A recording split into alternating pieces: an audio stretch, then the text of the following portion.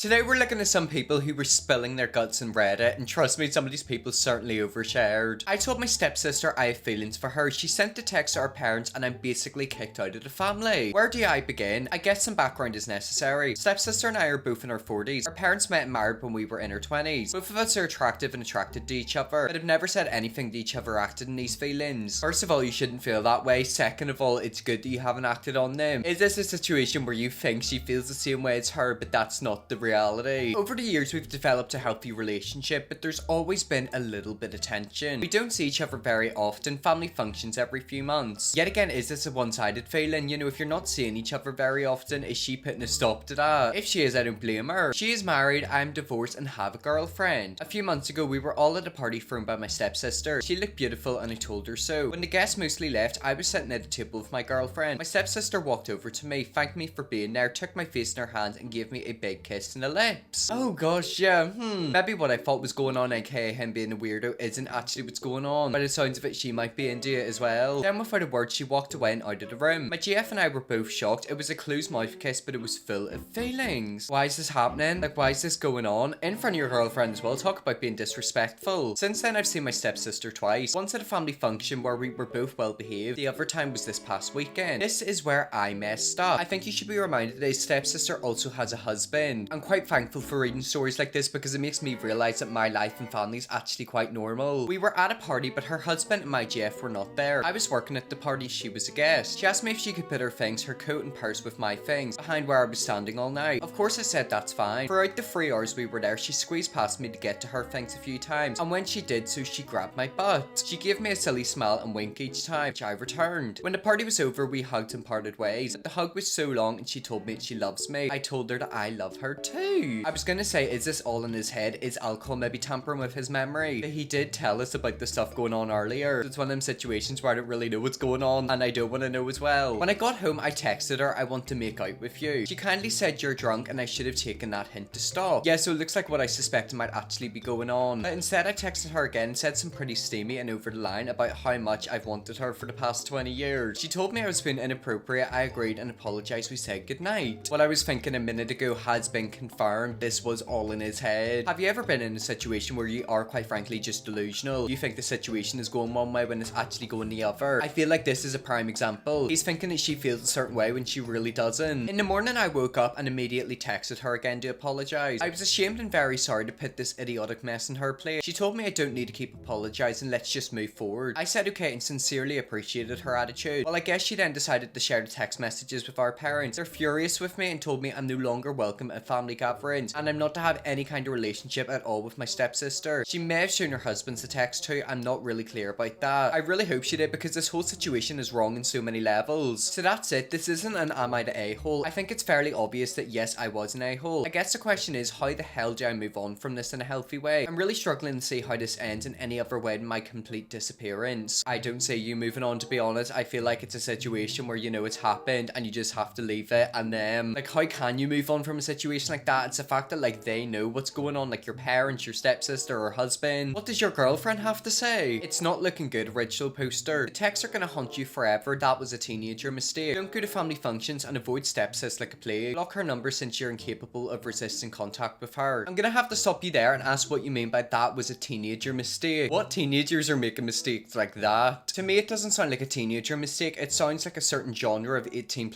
videos has rotted away his brain. I'm an a-hole for not knowing how to run the house like my wife did for almost 50 years. My wife and I are 68. I retired about 3 years ago and my wife is/was a nurse who went back to work for a change of pace. So for the first time ever, I'm out of work and she's working. This has created a bit of an awkward dynamic since I have zero experience doing chores. Okay, I'm gonna stop you there. How are you 68 years old and you don't know how to do chores? I hope this isn't gonna be a situation where this man doesn't know how to do the cleaning, washing up, making food at 68. We got married and moved in together when we were 18, and before that I lived with my mum, so I legitimately have never had to lift a finger at home till recently, and that right there is an issue. Obviously people have been taking good care of you for your whole life, but how did it get to the point where you're 68 years old and you don't know how to run a house? Literally making food, cooking, cleaning, etc. I don't understand how that can happen. My wife packed my lunch and kissed me goodbye for 47 years. She was a bit shocked to discover I won't be doing the same. I mean, I don't blame her, but the sounds of it, she's been taking good care of you. Now it's time for you to take good care of her. She's had to teach me how to cook since I had very little experience experience doing it. None actually. Now the only thing I can do well is clean, so that is not an issue, but everything else that she used to do I'm just not capable of. She's been less than understanding. She's not expecting you to be like a 5-star chef and cooking up proper big meals. However, if you cannot do the basics at the age of 6 to 8, that's a very big issue. Even like the age of 18 or 16, I feel that we should maybe split the chores. We recently got into an argument because I haven't been able to do what she did for almost 50 years, which she's right, but like I said, I have no experience with any of this stuff. I mean, if you're retired now, you've got the whole day. You can't be using that as an excuse anymore. I didn't even want to retire since my dad and grandpa worked till the day they died, but she convinced me to, and now I'm stuck here. I'm doing my best. That was the end of the original post, but we do have a few wee edits.